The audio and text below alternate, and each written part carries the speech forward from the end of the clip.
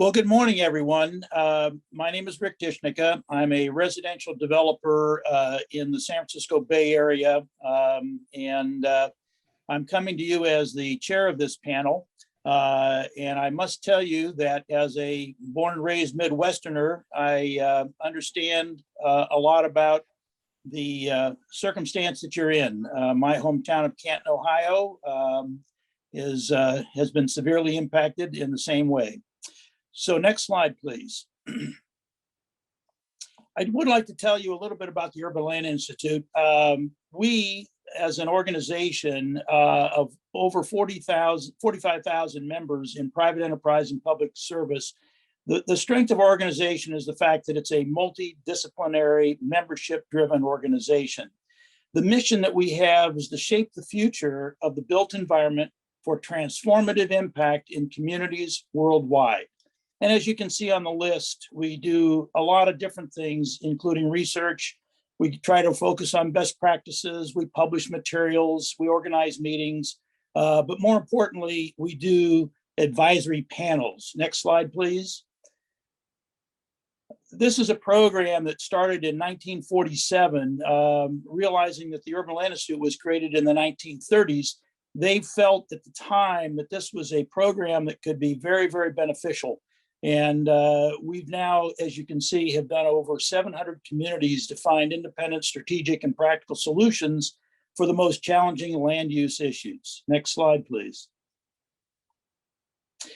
And I would like to thank our sponsors.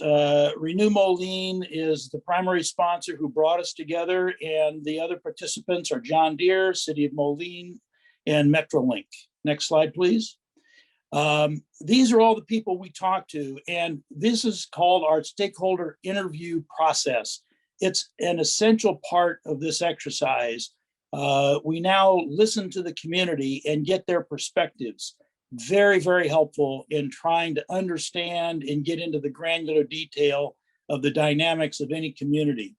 I'd particularly like to shout out Alex Elias, who provided a superb and comprehensive briefing book, which was essential in enabling us to do our job. Next slide, please.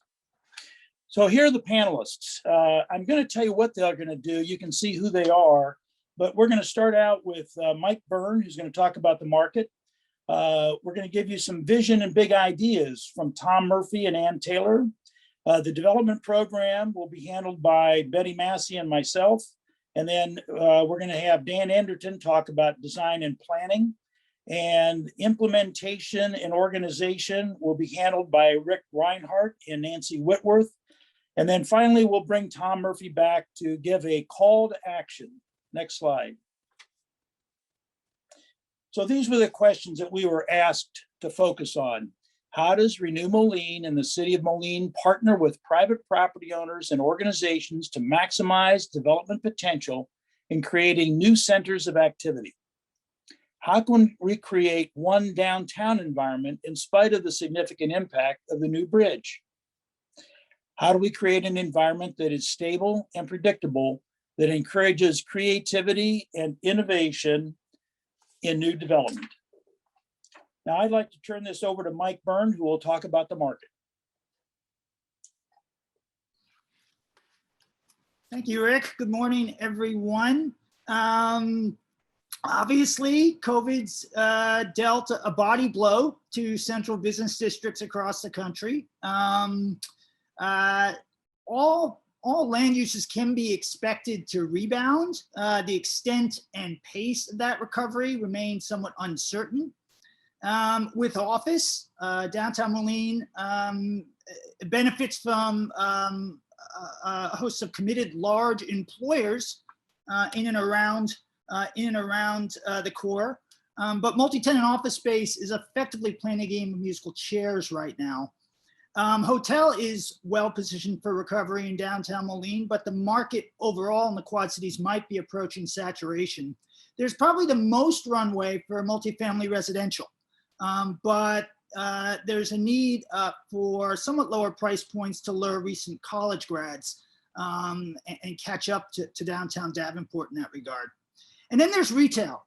which I'm going to focus on, not only because it's my specialty as a consultant, my passion and my obsession, but also because it sets the stage for everything else in a downtown setting. First, retail is often often the only use that newcomers to a place, whether they be visitors or investors, the only use that they can see and even assess with their own eyes. They don't know what's necessarily going on upstairs in mixed-use buildings, or they certainly don't know what's going on even on the ground level in buildings without an active ground floor frontage. But they do see the retail. And for better or for worse, they use what they see and draw conclusions about a place, even if subconsciously. Retail then becomes critical to establishing and reinforcing the brand of downtown Moline, attracting young talent, as well as driving the lease up of and premiums for other property types. Consider, for example, the impact of seeing West Elm in Des Moines East Village. As a visitor, potential investor, or prospective tenant, it tells a story. It provides a frame of reference for what's happening there. That's what retail can do. Next slide. Now, let me just define retail here as including food and beverage, including entertainment, including personal services, anything that's consumer facing. You know, and even with continuation of residential growth in downtown Moline, even with recovery of other drivers, the in-place consumer demand will be insufficient ultimately to support the full retail footprint of the central business district, which implies the need to better understand how downtown can position itself within the broader competitive ecology. Downtowns tend to attract interest from a specific subset of consumers and prospective tenants. For that reason, their chief retail competitors are not the obvious ones like South Park Mall or John Deere Road, but rather the region's other downtowns, Davenport, East Moline, Bettendorf, and even Rock Island. Downtown Moline can, however, leverage a number of key advantages vis-a-vis these other downtowns, including the anchoring presence of Tax Slayer Center, the region's premier entertainment venue, the access to and from the I-74 freeway, as well as the existing retail co-tenancy, especially the food and beverage. Next slide. So where do we see opportunities? Well, there are opportunities for additional food and beverage, especially with the Tax Slayer Center anchor, as well as the meeting trade once those recover. And potential exists in particular in riverfront locations, which are few and far between in the Quad Cities. Downtown can also broaden its recreational and entertainment offerings beyond traditional bars and live music venues. Small scale examples might include an additional coffee house, a barcade, a gaming lounge, and a paint and sip studio along the lines of DIY craft studio, but with alcohol. Also, as part of its pavilion attraction, John Deere might add a dedicated area with an interactive component for young children. Specialty retail represents a greater challenge for downtown, but don't believe the hype. Perhaps counterintuitively, the argument for brick and mortar has actually strengthened over the last year. And the collection of boutiques here could, we believe, be expanded upon, so as to cater to both the visitor contingent as well as an underserved subset of regional shoppers. Finally, while the population densities might not support a traditional supermarket right now, certain smaller hybrid formats and operators might be a near-term possibility. Next slide. So where to find these prospects? Well, the most promising are what I call the regional and local chainlets, smaller operators that are not ubiquitous and that have some local flavor, but that can still offer a track record to reassure landlords, like Johnny's Italian or Beer Stube or Urban Farmhouse. They might be sourced from other successful downtowns like LeClaire or Galena or even Des Moines. Another pool of possibilities are the aspiring chainlets from across the region that have been successful with the first location and want to expand to a second. And finally, the step-up entrepreneurs that have cut their teeth in incubator platforms like the Mercado and the Market, but who are now looking for permanent spaces. Next slide. A critical piece to all of this is clustering. We as consumers prefer to spend our money where we can find many choices in one place. This holds for boutique shopping and food and beverage especially. Retailers, meanwhile, tend to travel in packs. They do much better in close proximity to one another, even in close proximity to their direct competitors. That's why malls and shopping centers have been so successful over the years and only grown larger over time. You see this in downtown Moline if you look at the map, where businesses have clustered on particular blocks along Fifth Avenue and on River Drive west of the Arsenal Bridge.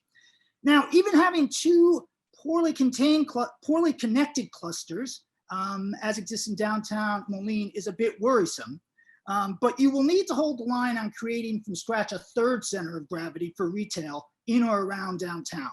Instead, you should be doubling down on those two existing clusters and looking to extend spatially from there, and think in terms of other complementary uses elsewhere. Next slide.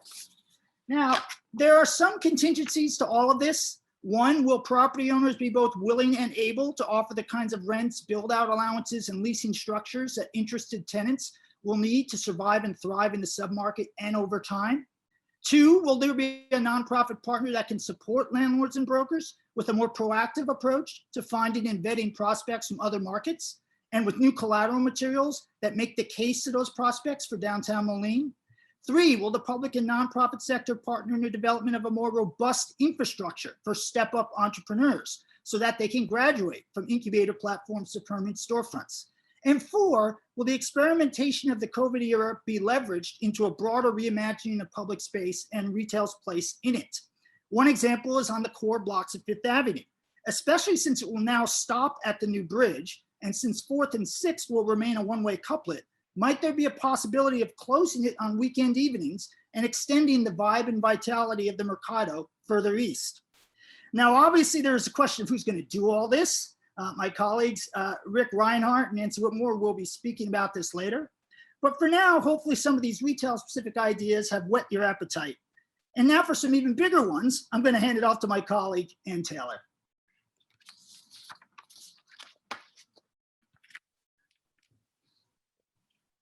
Good morning.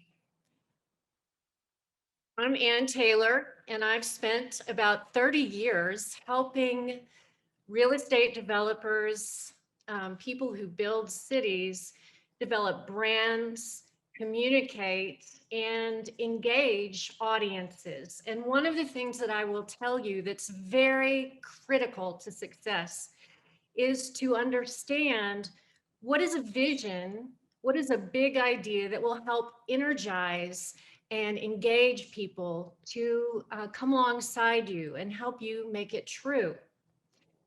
To think about what is your purpose, what are your guiding principles. That's what we will be focusing on. And we really want to begin with what's true about Moline. Think about it.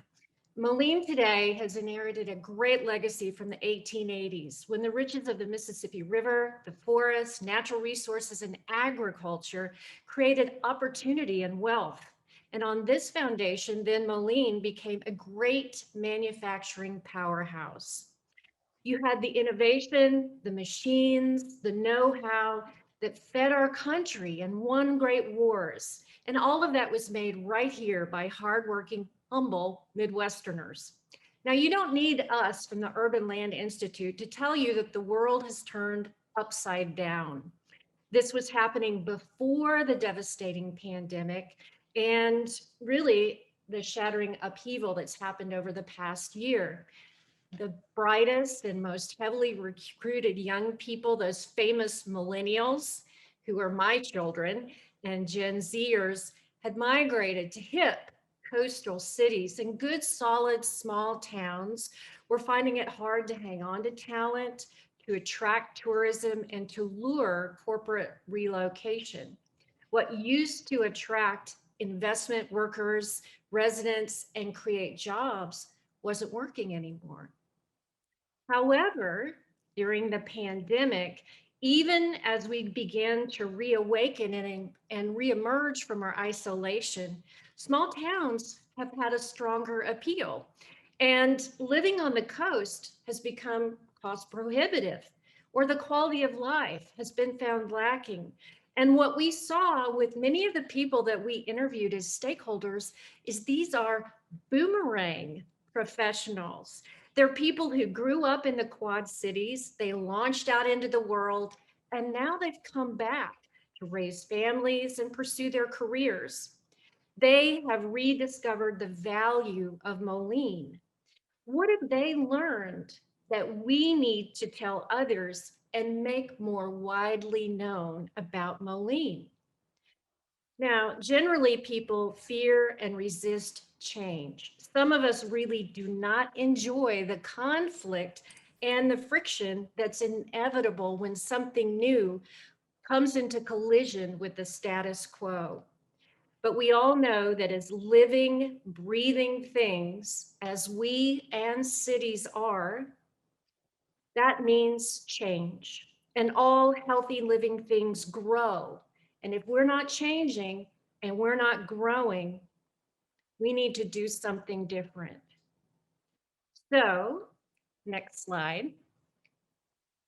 We want you to be authentic. We want you to begin where you are with what you have and start right now. And I just want to mention this word cloud that came out of the Quad Cities tourism master plan. And I want to tell you that deer was a misspelling by some for John Deere, but certainly the words Mississippi River, family, fun, and John Deere were mentioned very frequently among people who were talking about what could attract tourism and visitors. But begin with what you have, where you are right now. And we want you to have a clear, exciting path forward. And that means big ideas and bold moves to organize and energize your people around. So the big idea, first bold move, to really reimagine this city as a welcoming place made for creators, makers, and great outdoor experiences. You'll hear a lot more coming up about a great river park that's active and engaging, that has many things for people to do. And we think that this is very authentic for this area because people are already really excited about the opportunities they have right here for the YMCA rowing club, for biking, for the trails. And we think that you can only double down on that and make that something that does even more to tell the story of what's uniquely yours. Your history, your unique features. And one of the things we want you to know is that we recognize you already have a great start on this with Kone, with the John Deere Commons. You've got great individual pieces. And like, again, the Rowing Center and Sylvan Island, we want you to reconnect those or to connect those separate elements into a more continuous waterfront experience. Think about signage, sculpture, riverfront experiences with cafes, food trucks, kiosks, all of it celebrating what's authentic about your spirit, your history, your friendliness, and the genuine warmth of Moline.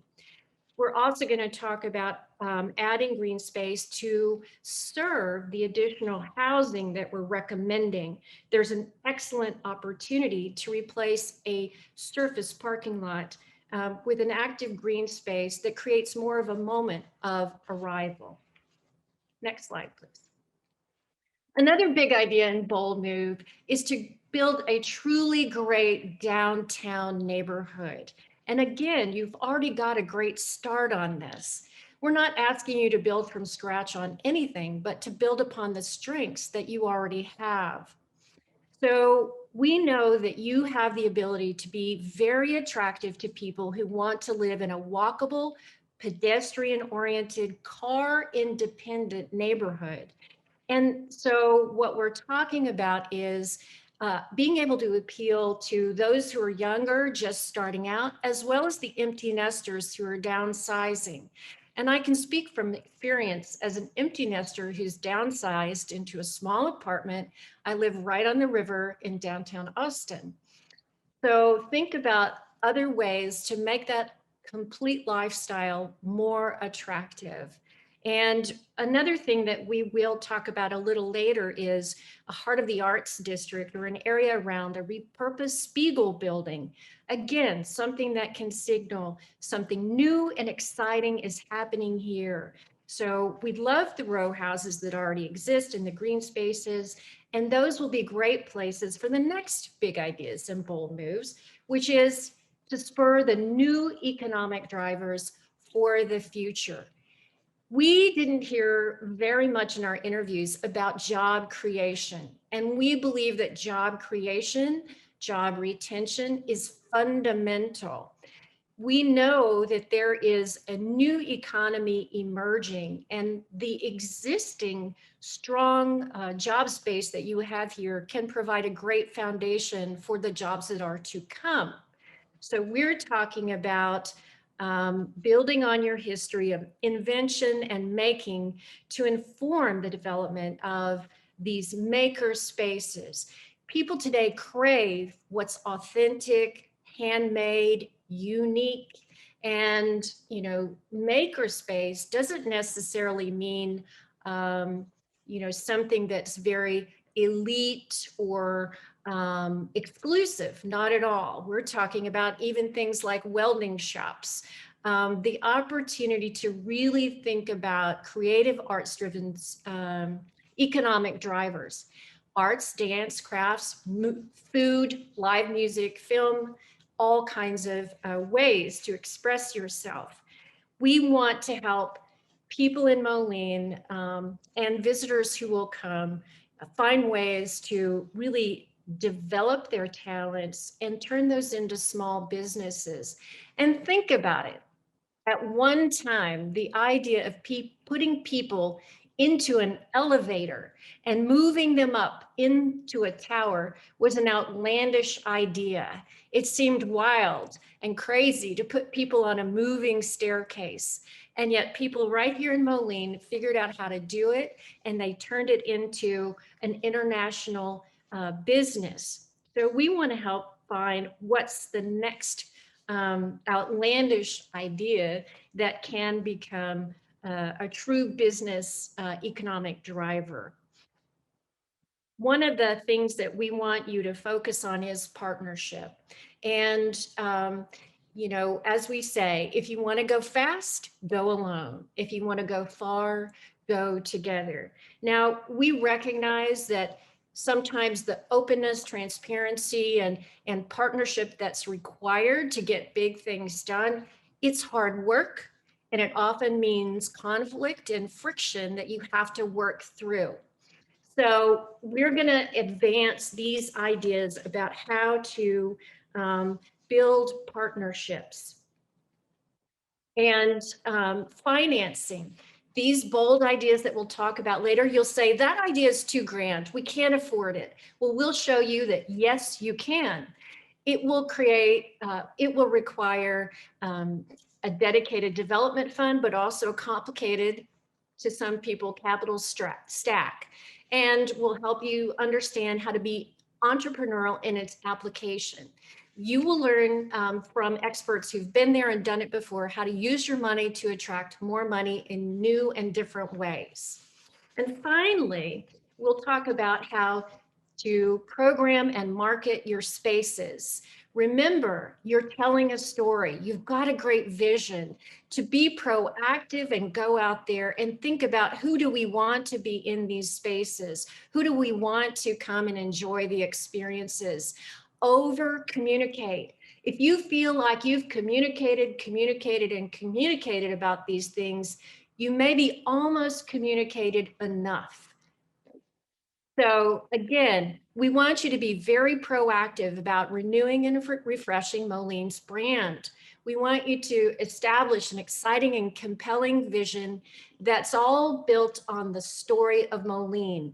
Sell this vision to partners who share your excitement, the partners that you want. You already have a history of investing in your public realm. You've done a really good job with your Main Street activation, with your hotels. You have a regional attraction with the Taxslayer Arena. And so we think that you can continue to build on your history also of rolling out the welcome mat to the international business travelers who had a history of coming to Moline. You've shown that you can welcome a very diverse international audience. And we think there's great energy and vibrancy in the different cultures that already exist and are wanting to come to Moline. Thanks for your attention this morning, for inviting us in. And now we'll talk more about actually what we're talking about building in the development program. And I'd like to turn it over to my colleagues now.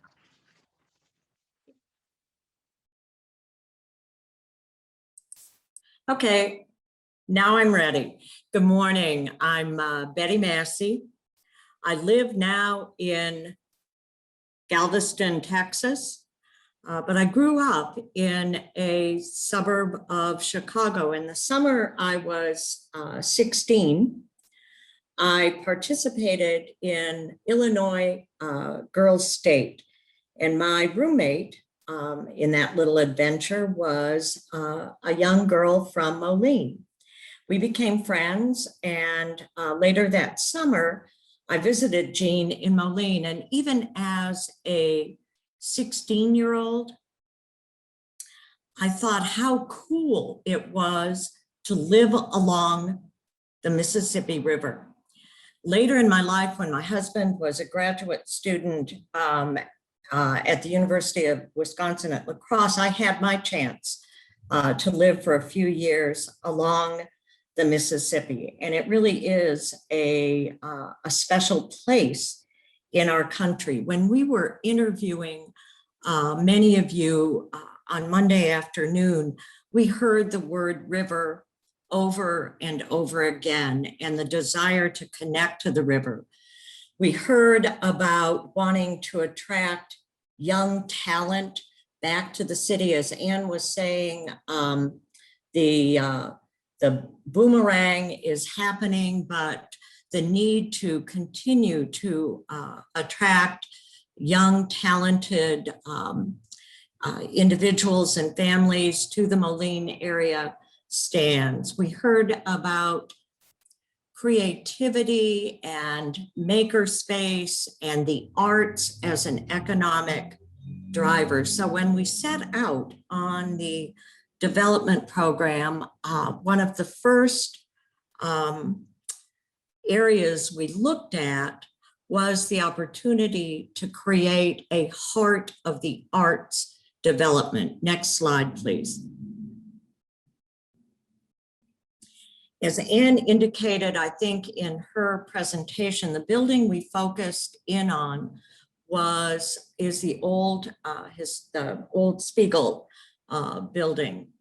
But we focused on it as part of a larger development that my colleagues Dan and Rick will talk about, the creation of a Milltown neighborhood with the Spiegel building as the anchor and the kickoff project.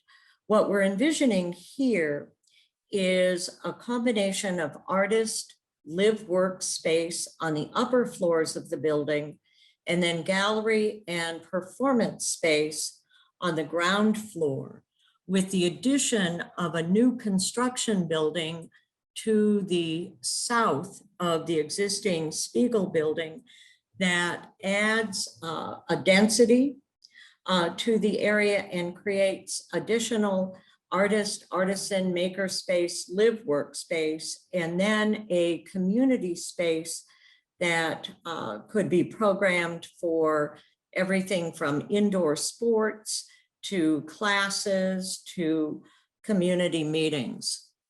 The Spiegel is one of the critical anchors in this Milltown neighborhood concept.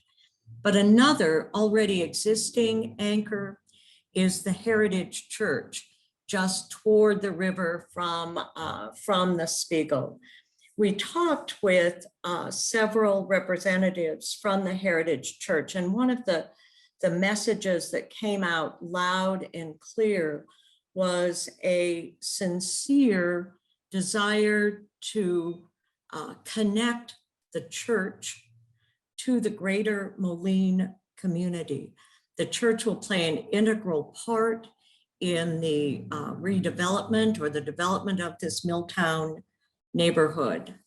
So I'm going to hand off the bigger picture to Dan. and take it away. Well, it's definitely a pleasure to be a part of this panel, and I always love doing these. It's my opportunity to dream with all of you. And so just as a caveat, as we move into this, I did my share of dreaming on this one because I thought it was important, and we as a panel discussed it and came up with the same importance, that you have a way to be able to pull people off of I-74 and have them visit you. And so some of these things we're going to talk about today are to serve that purpose, to bring tourists, bring people off of 74 into your community. And the other is to start to connect spaces and places with anchor places. So we're going to take a tour. If you see the yellow line on this image in front of you, we're going to take a tour counterclockwise around, starting at 2nd and 19th, going over to Plaza at Bass Street Landing, and then turning there and going up 17th to 5th and around. And we're going to concentrate in our discussions on that particular pedestrian as a pedestrian focused route. And Rick will be joining me here in a little bit to talk about some of it also. But there's a lot of elements that we're showing that we're going to talk about, and I'll just call out some of those. We're going to talk about a Milltown basis. We come up with the name Milltown because obviously from the history, Moline means Milltown. And so it seemed positive. Can you go back just this one slide for just a second? We're going to start in the Milltown Basin, newly named little neighborhood. And we're going to talk about some of those elements in there and go around, and we're going to talk about a park and some infill housing and other pieces of it. So now you can switch to that. So starting down there at 2nd and 19th, again, the Spiegel building, which is the little building down there on River Road. And then just north of that is that other park that we talked about, which is it's intended to be a first floor high bay makerspace with potentially having residential above it. That space could be used is pretty much an open space, but a lot of things could happen in there as far as whatever your imaginations can come up with. I've had the opportunity of working on several projects over the last few years that are sports entertainment venues, and they have ropes courses and trapeze centers and climbing walls and indoor basketball and all kinds of indoor spaces from a sports point of view. But we also want to focus on the ability of creating maker spaces. And it even shows a plaza outside of it with the idea of places for storage for, if there was a welding center, there could be storage for metals or other types of things. So that whole plaza area can become an arts and entertainment, a maker space, something really cool and exciting. And you can see behind it what we thought would be a really good idea underneath the freeway in that area is to create a parking lot to help service this whole downtown area and make it so it's hidden, it's underneath there. We're still allowing for a bike path to go along the water above it. And then also the other connections down below it on River Road. And we're really focusing on trying to keep River Road traffic moving and then building around that. So if we can go to the next slide. So here's some of those big ideas. If you can see out in the water, what we're proposing is a water spout, anywhere from 200 to 400. There's actually ones that are higher than that, but something that can be seen, and whether it's a water spout or whatever it is, but something that can be seen from I-74 as people are coming across the Mississippi or coming up and say, hey, there's something, I think it's worth stopping for. You're also seeing on there's the possibility of a zip line going from the elevator tower on the church's property across the water to like a fire tower on the other side. You get off the fire tower, you get great views off of the island. Could never figure out what the name of that island is. You guys probably know what it is, but I'm going to call it Mill Island for now.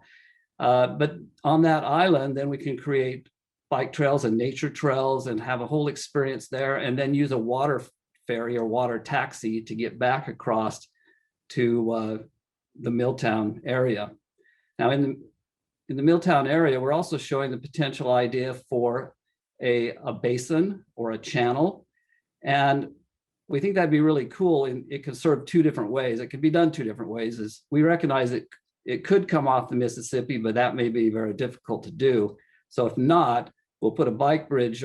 Either way, we'll put a bike bridge over that for the bike crossing, and it'll either become a wall to separate the two spaces, the Mississippi and the basin, or it could be a connect through, like I got to see in Copenhagen, but something like that. But the water basin that we're talking about is about 850 feet long, and it's about 60 to 90 feet wide. And it would allow rooms for like hockey, ice skating, all those kinds of uses in the winter. And in the summer, it could be small boat traffic, paddle boats, kayaks, whatever. And then on flanking that water basin, you're seeing the potential for kiosk retail and other types of commercial uses and maker shops, and at maybe a signature restaurant at the end, and down at the bottom of it, or the turnaround part of the basis, fountain in there. But there's also the idea of having like a Moline history museum to talk about the Mill City idea, and it also could serve as a visitors welcome center. It's right off I-74. It could be a very easy place to stop and get people oriented and to get used to the space and what they're seeing. Next slide. So here's a cross section of that basin, and you're seeing on the left, you see it goes from some infill townhouses across the street to the kiosks to the water basin, and that's shown as a wall with floating docks inside of it, so that if it did connect, it would allow for water elevation change on those docks. And those docks could also be the access for the ice skating in the winter. It could be a fishing area in the summer if there were fish in there. On the right, you're seeing some of that small commercial type uses, and then you're seeing further over this high ceiling residential and event space. And then on the example is in Geneva, Switzerland, that's a water spout there that's 400 feet tall.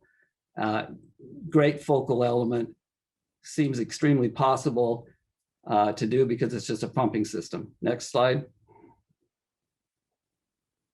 Okay, and just some examples of what could happen. Those kiosks, they can be small, they can be portable, they can be permanent, they could be movable. There's a great place in Boston where a group of women business owners set up little kiosks on a temporary basis, and it was so successful it became permanent, and they continued to sell their items out of those. On the right, you're seeing a place down in Gulf Shores which represents some of these things, and it has a zip line, it has shops, it has a water basin, it has small boat facilities. Everything that we're talking about has been done in some way or another, but it's the whole idea is you're creating an anchor. Go ahead and move down. Next slide. And then I also want to mention that this Milltown can become the beginning of this Great River Park loop that they were talking about a little bit. So get across to Mill Island, either by zip line or by a water taxi. That water taxi could also be like a ferry that could carry bikes. You could do biking there.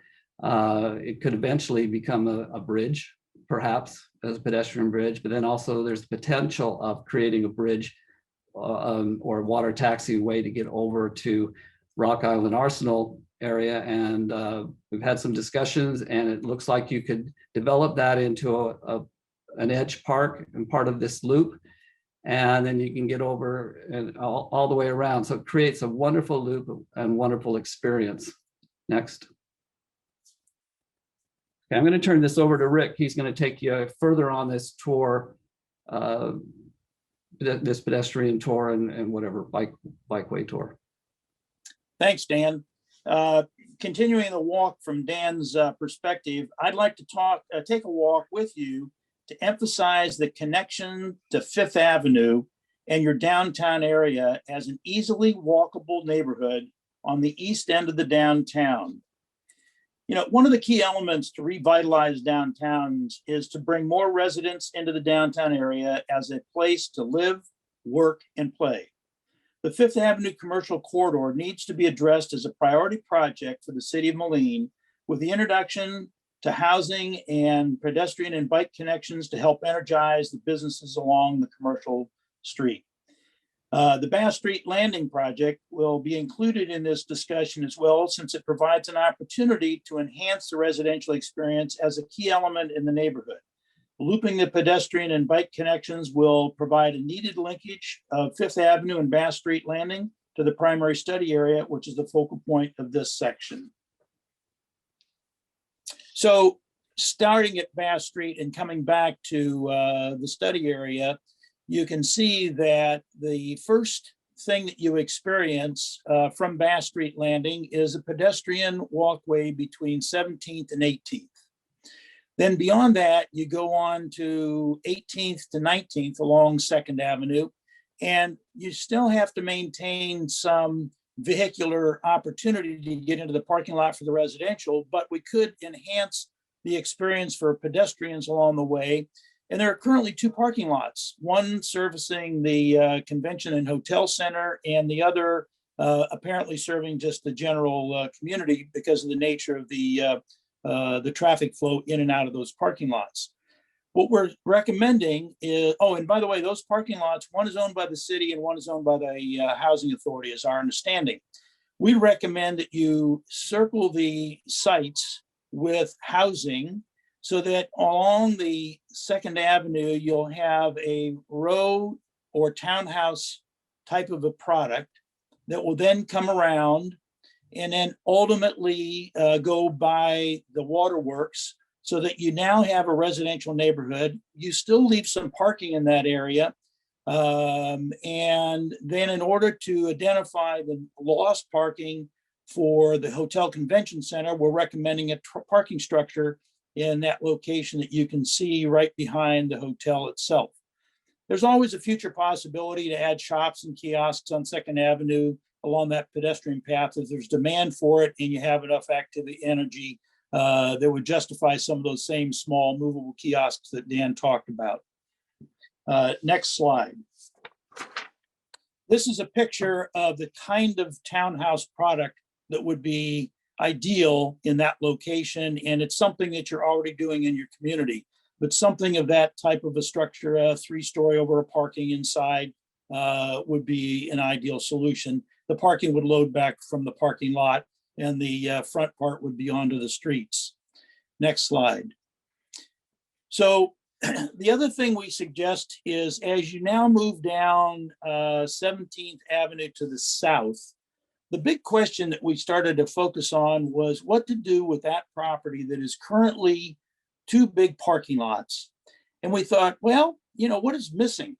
The neighborhood does not have any active athletic activities, and we are going to introduce, that I'll talk about later, a sizable number of residents that could benefit from a close proximity athletic activity. So what we're talking about are things like ball fields, courts, what have you, all intended to be more neighborhood serving, although people can come from other locations and come use those properties as well. One of the things we've seen in a lot of cities is when you introduce this kind of a park, the amazing number of people that come out because they lack this type of an opportunity without getting into their car. And people like to walk and bike to these locations. And so we're still indicating that in the overall scheme of things, we're going to be sensitive to parking, but you just have to bite the bullet at some point. You've got a big parking study that you talked about in one of the plans we read. And I think probably as this thing evolves, you're going to have to address that question in the overall scheme of what are the parking needs in total numbers by doing an accurate census, but equally as important, where the locations of these buildings should be. And sometimes it may not be immediately proximate to the specific site where the user is. Going down a little bit further and you cross the railroad tracks, there are 3, I could call them 4, but 3 parking lot areas that we've identified. And these 3 parking lot areas obviously are providing surface parking for people in and around that general area. However, the problem is that we still need to bring more residential in order to energize Fifth Avenue. And we think the compromise of reducing that parking and introducing a product essentially at that location of 17th going to the west, we would provide a single building with 63 units and individual garages behind it, and still leave some additional parking for the commercial area behind it. And then to the right, you'd see the long rectangle. We've introduced, that goes from 17th to 19th. We've introduced several buildings, and in the aggregate, we would have about 140 units with 60 garages incorporated therein, and that would still leave 154 spaces to service the commercial uses. In order to enhance the experience of the residents in those units, we're looking for an art wall along the railroad tracks as well as a bike trail to make this a more green space and pedestrian friendly look. And then lastly, the corners of 17th and River Drive and 19th and River Drive, we've introduced small infill multifamily with individual garage spaces just to kind of complete the area with a more residential feel. Next slide.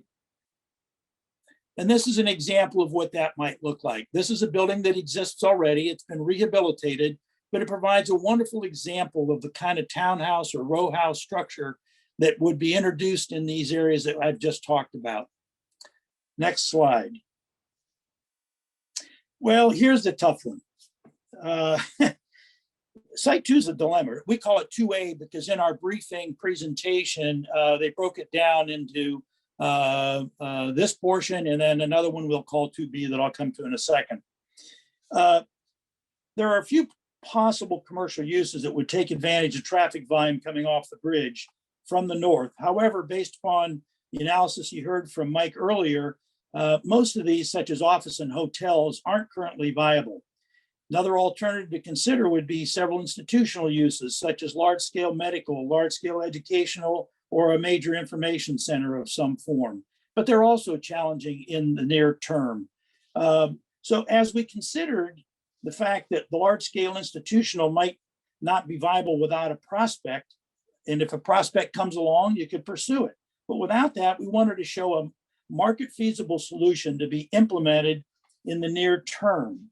And so what we're recommending is to add more housing to the neighborhood to enhance Fifth Avenue commercial corridor. And the market demand supports this currently and potentially over the near term. So we're recommending a mixed use housing project on this 3-acre site. And the property would have a similar look and feel to the new building diagonally across the street, which I'll show you in a second, at the corner of River Drive and 19th, called Enterprise Lofts. And the major differences here would be we want to make sure that we include a floor plate on the ground level of 18 feet high. And then all parking would be a multi-level freestanding parking structure within the residential units. And that parking structure would be wrapped by the residential units around it. This type of a product is considered called a Texas donut. It was pioneered where you can build the freestanding parking structure, which is a lot less expensive to build than a podium structure. And so this 4-story building is programmed with 46 units per floor for a total of 184 units. And to accommodate a loft style on the ground floor for makerspace to complement our recommendations with the Spiegel building, which also we would suggest that those areas have 18-foot ground floor heights, if possible, with 3-story units above, also with 9-foot clear heights. And this building would be approximately 50 feet high and would provide some superb views to the river over Dan's beautifully shown inlet park that he's described. And the one thing that I think would be something to help stimulate this and provide a rationale for a developer to come in and do this project quickly, the land is being brought to the property owners from the I-74 conveyance at a free cost. There might be some incidental costs to do the conveyances, et cetera, but you could convey this land essentially for a nominal cost, and that would help offset the cost of the parking structure and some of the other elements of a project to make it feasible. But more importantly, what we want to emphasize is that this has to have high quality urban design with high quality materials throughout. So in summary, when you look at the total development, we've aggregated up 510 units that we've specifically identified in these recommendations. And then there's other units that'll be built in other places along Fifth Avenue for infill and what have you. But this number of people would be somewhere on the average of 2 persons per household. You could end up with a grand total of about 1,000 people. Could you go back one more to that last slide? I want to emphasize one last thing. You can see to the right of that building, there's this squiggly looking thing that is underneath the freeway. And we're recommending a skateboard park or BMX park under that. And that would also be a grand utilization of that property underneath and would enhance the athletic open space activities for the neighborhood. Next slide. And that's a picture of the Enterprise Lofts across the street. Next slide. So the question is, we were asked about dividing this sites into 2 sections, A and B. The B part is pretty much all Deere-owned property. And quite frankly, given the number of things that are on your plate right now, we don't think sitting down and trying to focus on this area is as viable as deferring to the long-term planning from the Deere organization. And that can be something that can be addressed at a future time. Next slide. Then we were also asked about Site 3. This is a challenge because this property has a rail spur on it, and you know, the river across the street of River Drive, you've got the big sand and gravel operation, and until all that stuff moves or does something with it, I think you have to defer that. One potential use could be is if you want to hold this for a potential of a micro fulfillment center for the delivery of retail merchandise, which is something that's taking hold in a lot of places around the country. Next slide. And finally, Site 4 is already in what is a kind of burgeoning redevelopment of a single family and multifamily neighborhood. And I think you just continue to reinforce that, which would also then orient towards the campus town area. So provide a little bit more strength to support some small scale retail in that neighborhood. So then standing back, next slide is fine. So standing back, this is the overall vision as you can see it. And again, the purpose here is to not only develop your waterfront park, but more importantly is to link it to Fifth Avenue and make a walkable, simply easy community with a lot more residents to help drive the businesses and provide them with some more economic viability. And with that, I will turn it over to Rick and Nancy. Well, okay, take a deep breath. I know that you have seen quite a lot. It's an exciting vision that has been laid out, and it's going to take some work. I'm Nancy Whitworth, and I recently retired from the city of Greenville in South Carolina, where I've spent a career in revitalizing the downtown and really the city of Greenville. And it is well known now for its livability, its tourism, continues to be on a number of must lists. But this program that has been outlined for you is going to require a very strong public-private partnership. And we're talking about a partnership between the city, Renew Moline, the philanthropic community, the faith-based community, and really the community at large.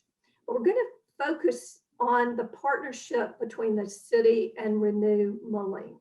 This is going to require a refocus and clearly defined understanding of roles and responsibilities. A collective vision and enhanced level of communication and trust is essential.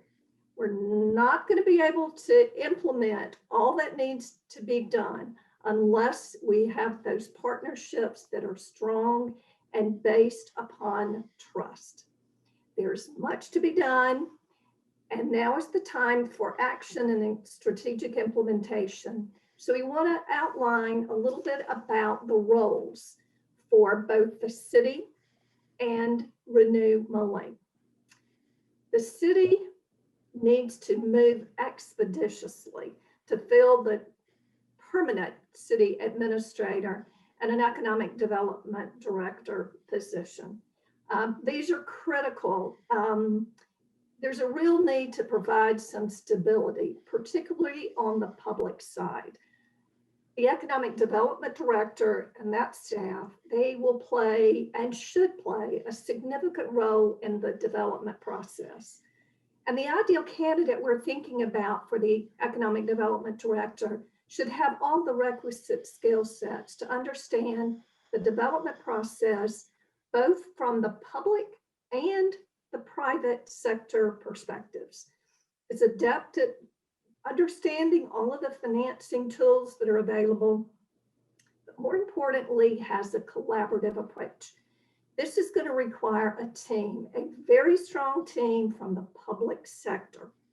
And that public sector and that team has got to be totally adept at working hand in glove with the private sector. And we feel that the city should take the lead in focusing on the downtown residential projects that have been outlined. Building up the residential base in downtown is critical. And we feel that there is a great market, and that is certainly a strength that Moline has. Now, looking at the Renew Moline role, Renew has a long history of bringing forward significant projects in downtown Moline. And continuing on this success, we feel as though Renew Moline should take on the next big project for downtown, which we're calling the Great River Project and all of the components therein. This is a major undertaking, and it's going to require the responsibility of project management, land assembly, funding, federal, state, local permitting and approvals, construction management, creation of an endowment, and conservancy for the maintenance and programming. This is a lot of work, but it is going to be one of the most transformational things that I think you can do in downtown Moline. And it's not just for a tourist attraction. This is for the citizens of Moline as well. Now, communication of this project and coordination with the city as a partner, key. Probably going to need some additional staff and consultants to make this happen. And I want to be clear on something, even though we will define this a little bit further in the final report, we're talking about roles for Renew Moline, we're talking about roles for the city. But that does not mean that each operates in a vacuum. This is a team. This is going to require a complete alignment of both the public and the private sector to make these happen. Now I'm going to turn it over to my colleague, Rick, and he's going to delve a little bit further into some of these recommendations. Thanks, Nancy. I'm Rick Reinhardt. I've spent 25 years in downtown redevelopment and city management, and the last 5 years for the United Methodist Church, both in social justice and in property redevelopment. Wow, you are getting a new mayor, you're getting a new slate of aldermen, you're getting a new city administrator, you're getting a new city economic development director, you're getting a new chair of Renew Moline. And Alex, what I have to say to you is, you've been the new person in town since you've come here. Now you're going to be the grizzled veteran of urban redevelopment in Moline. I mean, that's just mind-blowing, you know? So you're going to be the wise old hand at how to do things. You know, and what all those new people are going to want is to leave a legacy for the city of Moline. I mean, that's what I've always wanted when I've gone into a position. And it's really difficult to leave a legacy if what you're doing is working on 15 or 27 or 53 things all at the same time without any sort of order. And what we're really suggesting is focus. You know, and that's sort of a funny thing to say because we're telling you about 100 things you could be doing. But what we're saying to you is, first off, don't do them all at once. Pick a handful of them that you think are really going to change the face of Moline and organize and concentrate on those. And I think it's very important to have a culture of project management. When I was chief of staff to the mayor of Buffalo, part of my job was every week getting people together to talk about the 3, 4, 5 major projects that the mayor wanted to get done, and to make sure that everybody who was associated with that project in a managerial position was in the room, they were well prepared, they had answers, they knew what help they needed, and they knew what was next. That's what we're talking about, trying to impose on all of yourselves. Because if you don't do that, what you have is a lot of talk, but very little action. A lot of good ideas, but hardly any implementation. So we think that's just exceptionally important. We're also, you can go ahead. And discipline's important. Regular updates are important. Regular communication is important. Next. Next. We also understand that you are very proud of a development process that you've been operating under for several years. And then in fact, you won an award for it from my friends here in the DC area at the International Economic Development Council. We think that worked very well in the past. We're suggesting that you consider altering that going ahead to a very much simplified type of development process, a traditional system where there's a project manager and the project manager is charged with keeping people apprised.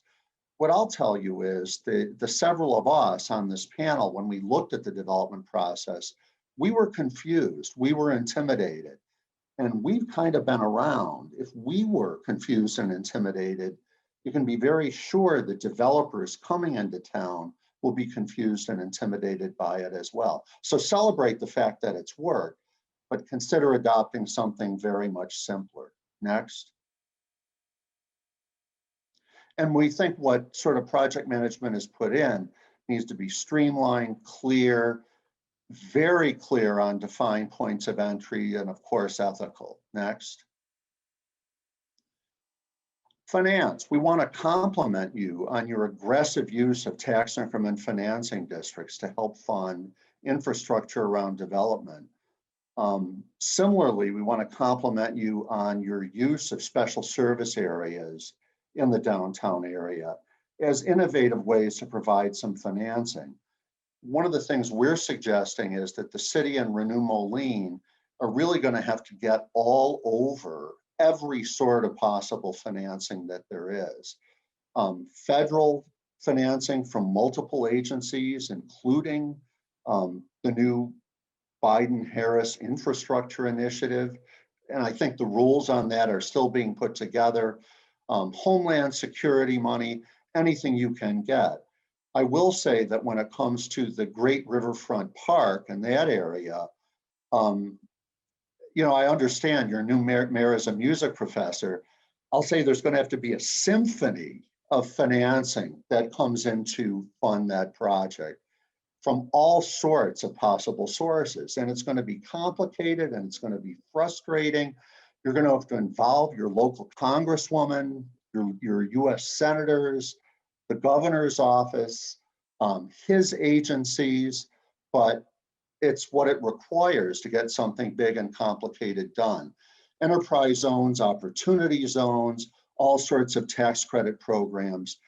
And what I've discovered about great city governments is that every great city government has somebody who understands that funding, those financing programs, and keeps in regular touch with the people who are responsible for them. Thank God that was never me, but I knew who it was, and we would meet and talk regularly. Next. As Ann said before, marketing and communication is tremendously important. A friend of mine often said that half of the project is actually doing it. The other half of the project is communicating about it. We think there's 3 types of marketing and communication that need to happen. One is events. Moline Center and the SSAs are doing some. We want to encourage you to reach out and do even more. In the summer, there should be a handful of events every week. In the winter, at least 1 or 2 events a week to bring people downtown, to get them familiar with downtown. A really good crisp event calendar, both online and on paper. Business to consumer marketing, things like maps, wayfinding system, banners are extremely important. And I want to push business to business type marketing, a development map showing every single development that either has just been done, is underway, or is planned, and who's doing them and what the schedule is, an annual state of downtown report. And once you're ready, not today, but developer open houses to bring in developers from Des Moines, Chicago, some other cities to show them that the opportunities that you have, so they can use the skills that they've developed in those other cities in your wonderful city. With that, let me hand it over to Tom Murphy, who'll give you a call to action. Good morning. I'm sorry we're not with you in person. I've had the opportunity to be in Moline several times. Go ahead, move on. Wow, my colleagues have outlined for you a very ambitious and imaginative program. But first, it starts with you believing you can do it. And I can look in your eyes and know that you could have said, how can this ever happen in Moline? But it can. I've seen it happen in many cities. Pittsburgh, as an example, when I was mayor. It is about, we've given you a bold and strategic investment for you to make Moline really the center of activity in the Quad, not only in the Quad City, but in Western Illinois. 500 units of housing downtown, artist housing and galleries, creative incubators, 2 grand parks and an activated riverfront. You have an opportunity to transform your city. And I know you're thinking, well, how are we ever going to do that? And how are we going to pay for it? There's ways to do that. Great ideas find ways to get things done. So you start with that vision. Go ahead. So you need to believe, first of all. And the second is you need to organize yourselves to be able to do it. Quite candidly, you have not played in the sandbox well together. You've been dysfunctional. And you need to change that behavior. You need to bring together a common vision to be able to move forward. You need to not only in the civic and political leadership of Moline have that common vision, but now you need to reach out and create partnerships with private developers, with other nonprofit organizations that share that vision and are part of making it happen. And as a mayor of Pittsburgh, we did billions of dollars worth of development, but the city itself did none of the development. We were partners with private sector people to do those developments. And so that is the partnership you need to build. You need to be able to share the risk. And that means you have to be part of the financing because you're asking people to come into an unknown market. And you're going to share the risk. And so how do you do that? There are great models, and in our report we'll outline the financing, some of the financing of how to do this over the next 10 years. To be able to get that done, you need a sophisticated staff and consultants who are going to be ethical and transparent. Nothing will kill the opportunities to develop this plan that we've given you if it's not transparent and it's not ethical. Go ahead. So with all the things we've given you, we believe that there are 3 catalytic developments that don't cost a lot of money, really start with phone calls and nothing more. And it says to you and it says to the world that we're going to do business differently. One is on the Spiegel building. There's a great organization called Art Space. Betty Massey, who on this panel has been on the board for many years, and they have developed artist housing in 35 different cities around the country. They know what they're doing. Call them up tomorrow. So this is your, we'll give you the rest of the week to relax. And then this is your Monday morning task. Call them up and say, we want to talk to you about doing this development. You've already done some great new housing. Call that developer up or some others that have an interest and say, we're interested in doing some more housing, and we have a plan about how that's going to happen. And as Rick mentioned, you have an opportunity with some of the land you own to be able to be a partner in that process with that land. And finally, we laid out a great river. You have an opportunity to create a great park called, we're calling it the Great River Park, 200 plus acres right in front of your, right at your front door. And we'll talk about that a little later. Go ahead. So those three projects, we think you can begin on Monday morning simply by making phone calls and saying, we're going to begin this process. Go ahead. Next slide. Rick and Nancy have talked about the importance of programming. Critical. If you don't do this, you don't focus on building potential partners, and that's proactively, not waiting for people to come to you. That's great if they do, but also going on and saying, this is what we want. And how you communicate to the citizens of Moline so they see a place for themselves in this development. Go ahead. Next slide. So the Great River Park, and these are pictures from Greenville, South Carolina. Nancy Whitworth was part of this development for 30 years as an economic development director in Greenville. And so you can see the spectacular. It was buried by a 4-lane state highway that they had put over top of it and had run 4 lanes right through the middle of the city and narrowed the sidewalks, no parking. And a mayor and Nancy and others said, this is killing our city. It's dead as a doornail. And they said, we want to tear this bridge down. And a lot of people said, but if you tear that bridge down, we won't be able to get through Moline. And they basically said, that's the point. We don't want you to get through Moline. We want you to stay in Greenville. And so they tore this bridge down, this state highway bridge. And instead, what is there today, you can see the picture on the right, is a pedestrian bridge. They opened up the waterfall, and on any given day, on a nice day, this park at lunchtime and all day long is packed with people.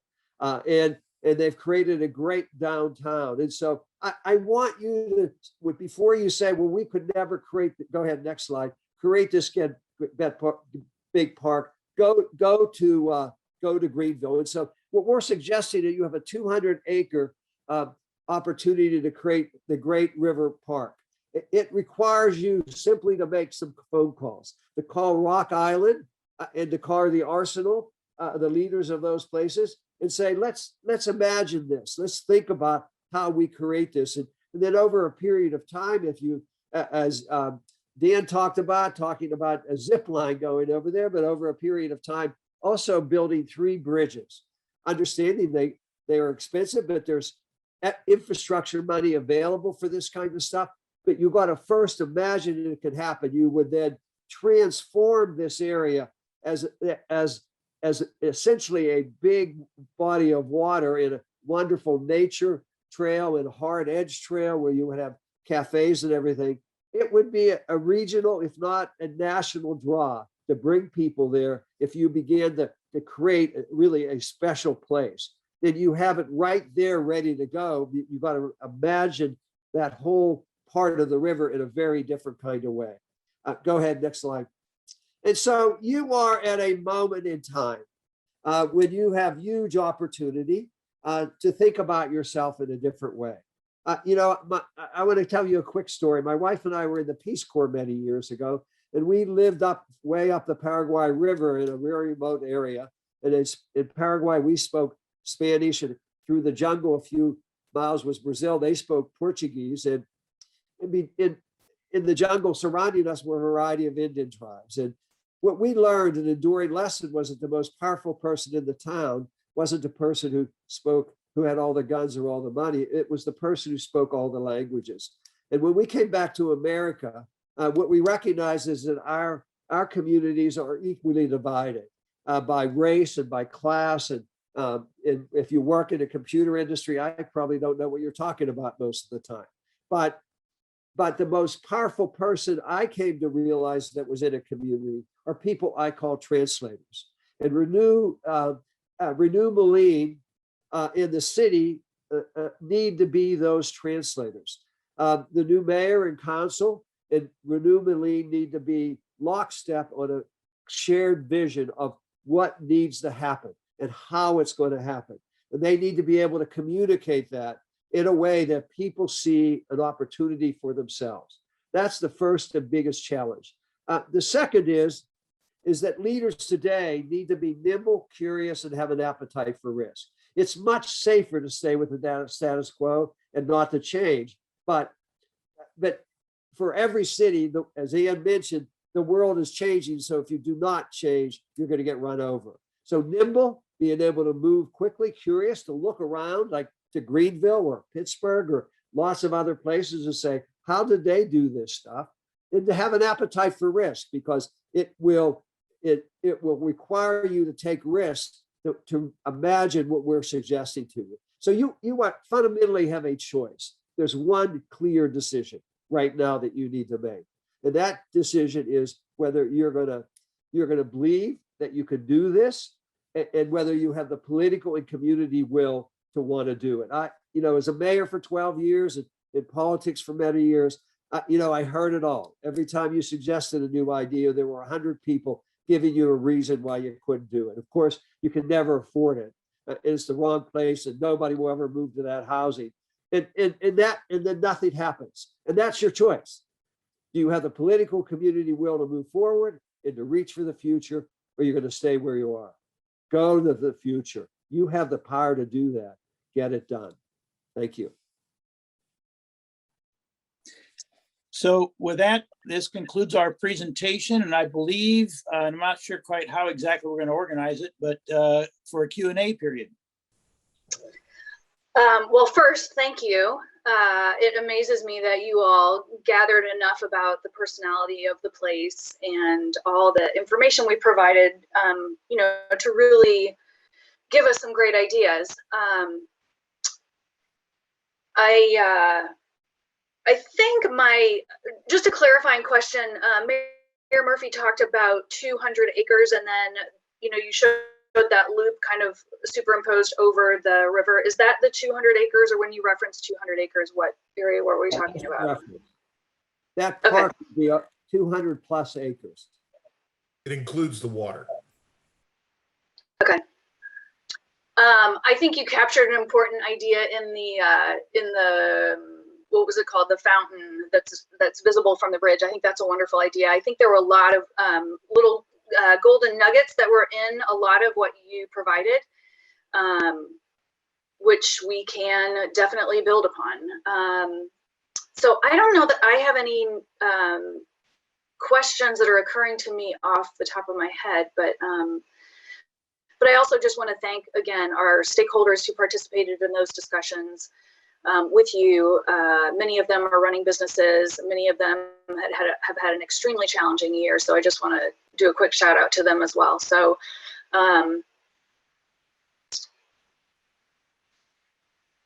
Alex, let me also say, and again, this is sort of repeating what I said at the beginning of the presentation. The report, obviously the panel spent a lot of time trying to write the report and put the recommendations together.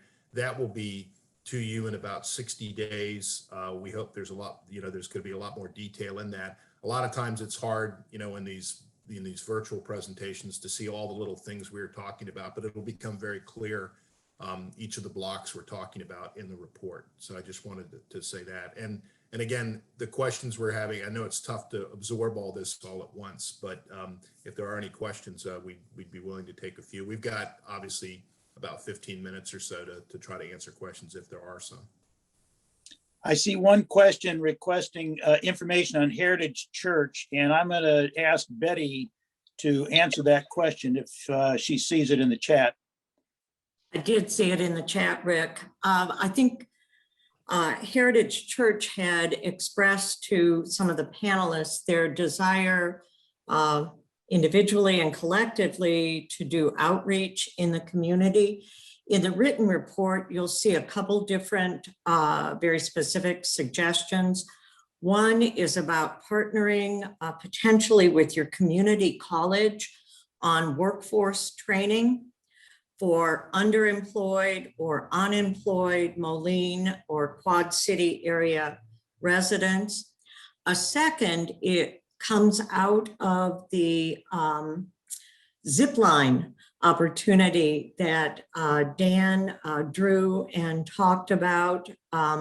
Clearly, the owner of the mainland terminus for that zipline is the church with that, I think, at Kone Tower, and whether that could be built into an entrepreneurial opportunity for workforce training or income for the church is another way. And then finally, the church continues to own property right in that, what we're calling the Milltown Neighborhood.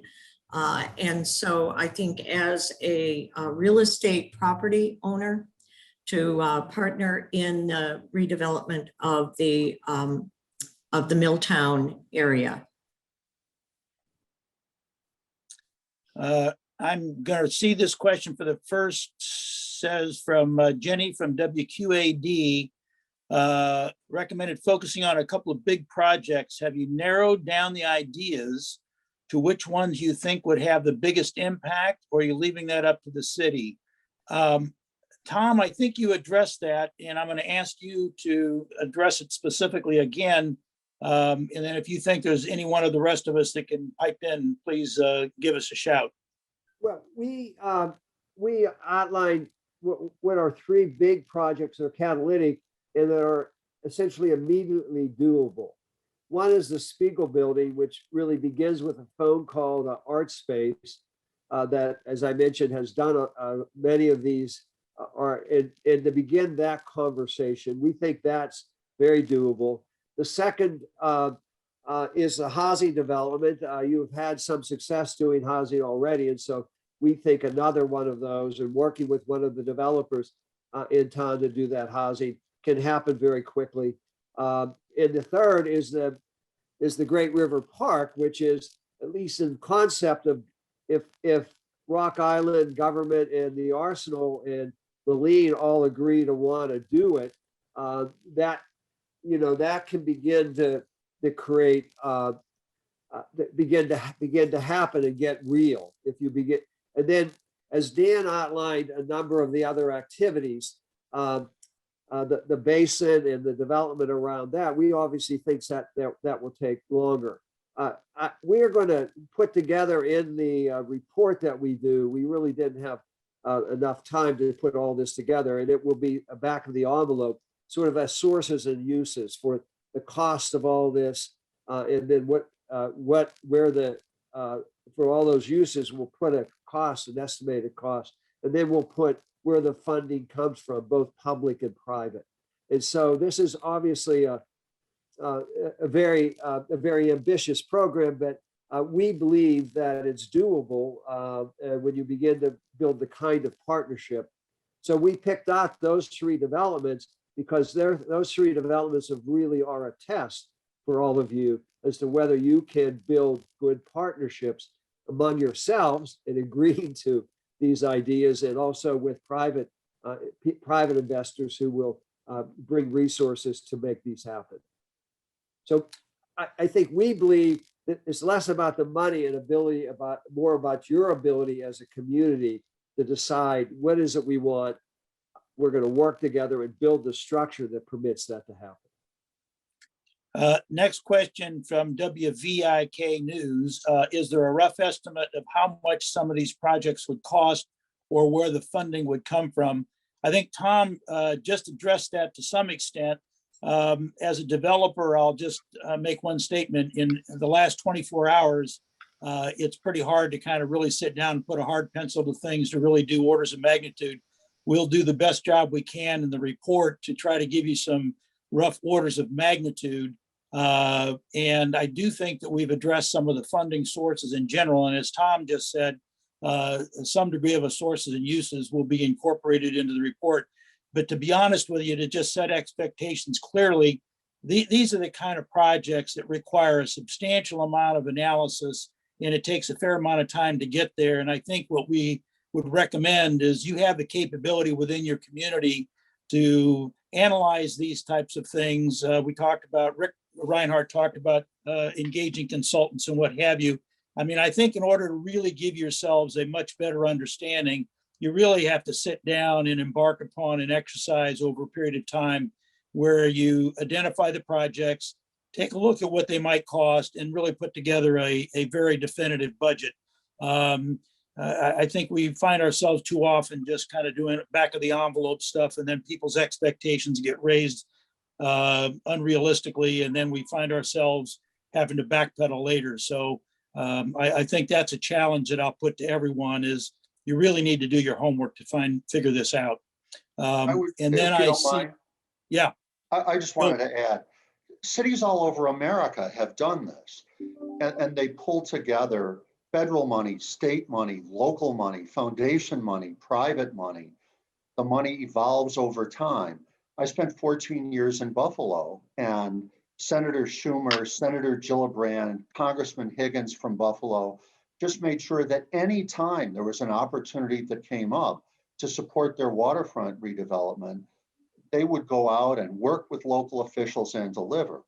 But what I also wanted to say is, right now, these are not the sort of projects that happen with a sparse staff, with no economic development director, with Alex not having a decent sized budget, with staff and consultants behind her.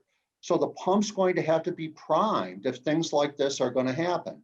They don't happen because we come into town and say to all of you, here are some great ideas.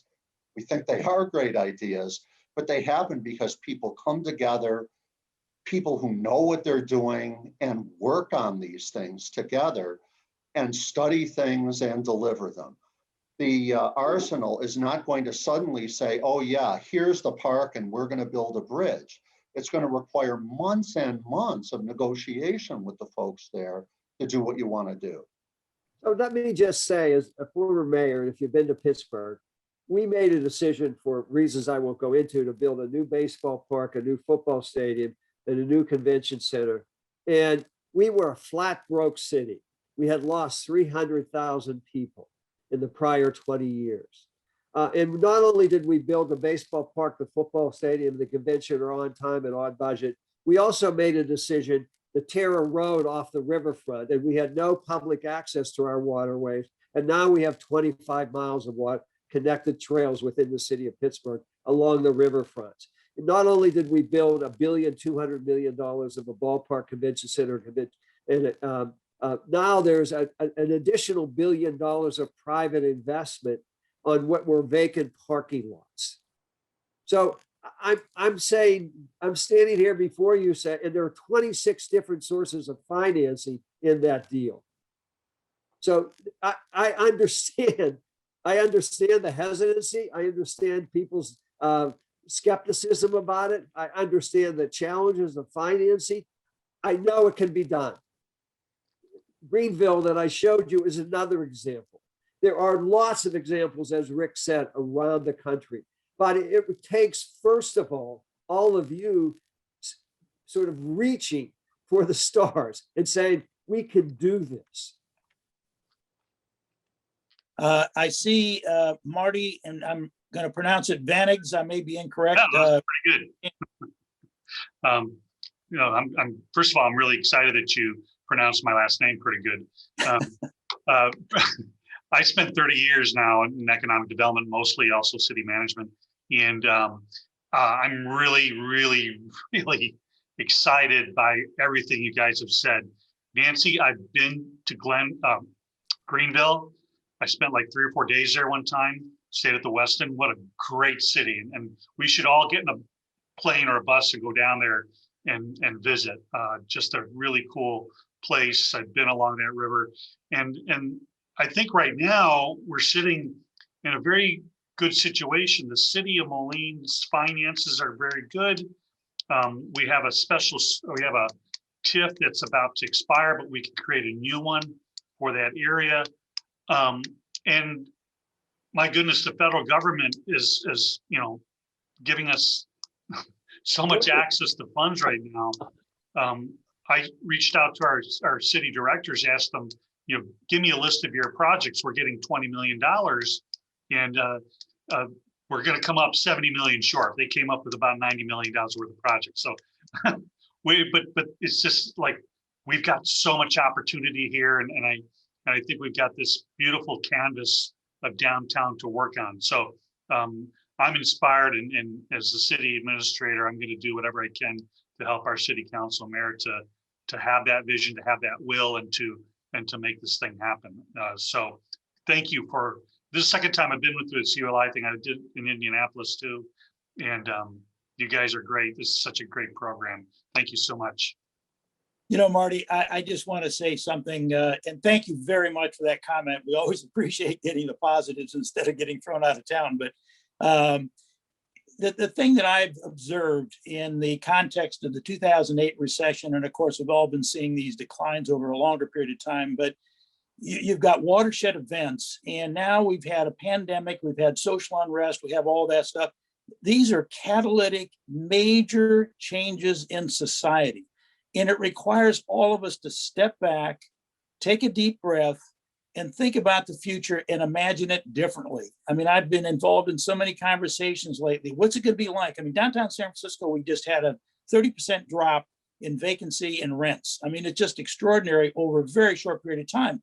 Everybody's saying, oh my God, the sky's falling, nothing's going to happen, it's never going to come back again. Well, I don't buy that, but nonetheless, it's going to come back, but it's going to be different. And you cannot necessarily rest on your laurels of saying, well, this is the way it's always been, this is the way it's going to be in the future. It's going to be different.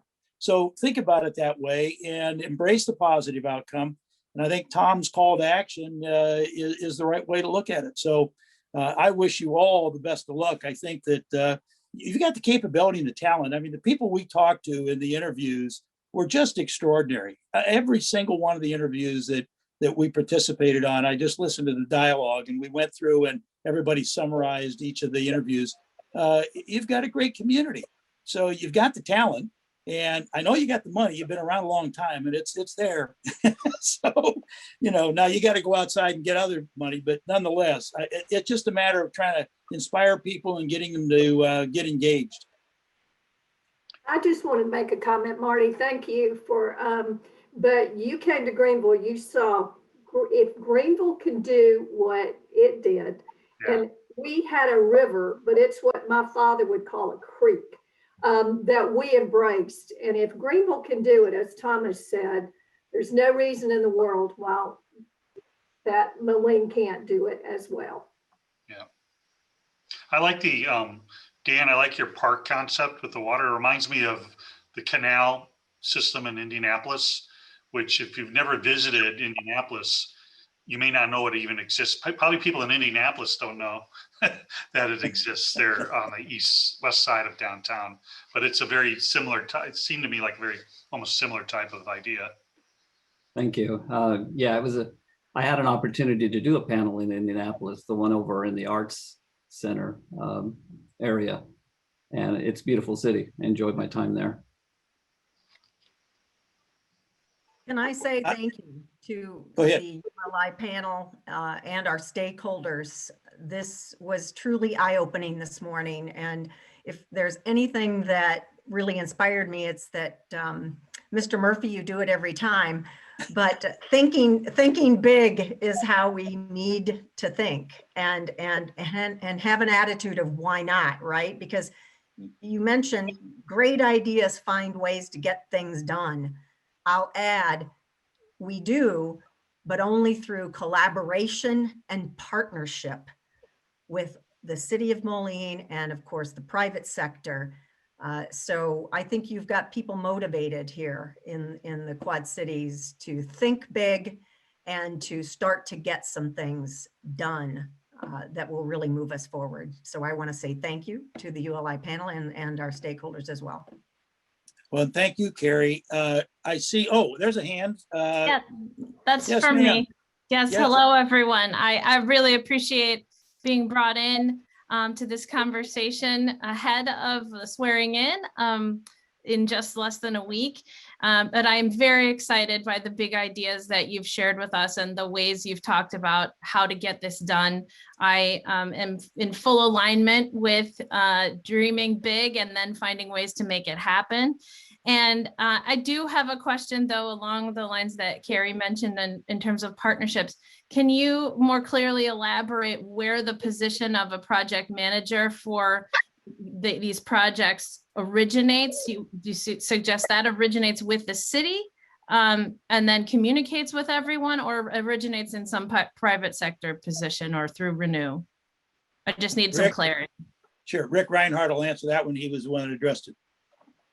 We were told that in the old days in Moline, that the city delegated to Renew Moline for them to be the project manager when it came to the arena, the pavilion, the university, and those big projects. What we are suggesting on this project is that the city would delegate to Renew Moline the job of being the project manager on two projects, which are sort of one project. One is the Great Rivers Park, which is big and really complicated. The second one is the new Milltown neighborhood directly adjacent to the park. Now, in order for that to happen, two things have to happen. One is that Renew Moline has to want to be able to do that. And in addition to that, Renew Moline has to be able to be resourced to do it very well. The second thing to happen is that the city has to trust Renew Moline and to want to delegate responsibility and authority to Renew Moline in order to be the project manager. Now, Madam Mayor-elect, that does not mean that Renew Moline is going to go out with shovels and, dig holes in the ground and dredge that part of the river and those sorts of things. The city's going to have to be responsible for that. But again, there's example after example around the country where a city government has delegated to a public-private partnership like Renew Moline the ability to be able to do all these things. Because the problem with the city doing all of this is you got 1,001 other things you absolutely have to do. You can't not respond to a neighborhood concern. You gotta be ready and do those things. Where a nonprofit public-private partnership that specifically agrees to do it has the luxury of being able to go out there and perform these sorts of tasks. That might mean reconfiguring the board of Renew Moline a little bit. It absolutely means developing trust between the two organizations. But I've been in the position in my career of running public-private partnerships where the city basically said to me, Rick, we trust you and your organization to bring folks together to get these sorts of things done. Now, doggone it, we want to be a prize. We want to be part of a board or a committee or a task force. We're going to test that trust every week, but we want you to do it. So that's the sort of thing we're talking about. Okay, thank you so much for that clarity. I'd like to add one more thing to that, though, Madam Mayor. In the rest of the program that we put together, there's a big role for the city to play. The Fifth Street corridor, as an example, we emphasize the idea of trying to link that and provide a lot of the housing opportunities. Most of those are traditional city functions. And I think there's a similar role for the city to play with its own project management staff. And exactly how you're structured and how all of that stuff gets done, it's usually driven by the businesses or the developers. And so I think that between the business community existing on Fifth Avenue, the development community and builder developers that are already existing, that are doing projects in the community, working with the city to specifically say, how do we make this project happen? How do we move forward? as Rick said, there's a lot that he's just challenged Renew Moline to assume that they can take on everything is an unrealistic expectation. And at the same hand, you have to have some clarity as to which projects you want them to do and provide their own project management staff, which projects the city can perform, in many ways led by the private sector. So it's a partnership in a looser sense, but it's a partnership nonetheless, where you sit down with people and you work things out. And if Tom or anybody else wants to add to that comment, I'd certainly look for that. Yes, a key to this, Mayor, and I enjoyed talking with you yesterday. A key to this is the financing, and it is finding the right people, city and Renew. And this is why that you need to be hand in glove together. It is finding somebody that understands how to use that, be creative around the financing. Is I mentioned all the development we did with the stadiums and everything, but it had very little city money. Of the $1.5 billion of development that's happened over there, there's a report, less than $1 million of city operating money was used in it. And so we were able to leverage a lot of money from lots of different sources. That's an expertise that's really important. That does not right now. You've used tax increment financing primarily, rather than thinking that as your leverage capital. And I'm going to turn that $1 of tax increment financing into $10 from other sources. So that's a key to those partnerships. Of course, you knowing what you want. And so what happened was that developers would come and you'll have this experience and say, Mayor, I have a great idea for you. And I would say, with all due respect, tell us why it's a great idea for you. We'll decide whether it's a great idea for us. And if our self-interests come together, then we'll figure it out how to be a good partner with you. That assumes several things. One is that we knew what we wanted, and that's part of what we're talking to have tried to give you a sort of a plan, is maybe this is what we want. And the second, it meant that we were going to be a good partner. We could help financially make it happen. And that doesn't mean city money. It could mean federal money. It could mean money from lots of different sources, but you need to be part of that process. Thank you so much. That's very helpful. Yeah. Good luck. And with that, I don't see any specific other comments or hands up, and I am getting the hook from my enforcer, Mr. Eitler. But I think that at this point, I would like to say again, thank you to everybody who participated in this, from Renew Moline, the sponsors, to the stakeholders that we interviewed, and to the people who are here as you move forth and talk to others in your community. I have no doubt you can get it done. You just have to say, I will get it done. That's the way things work. And with that, I'll just close and say best of luck to everyone. And thank you for the opportunity. We enjoyed being here.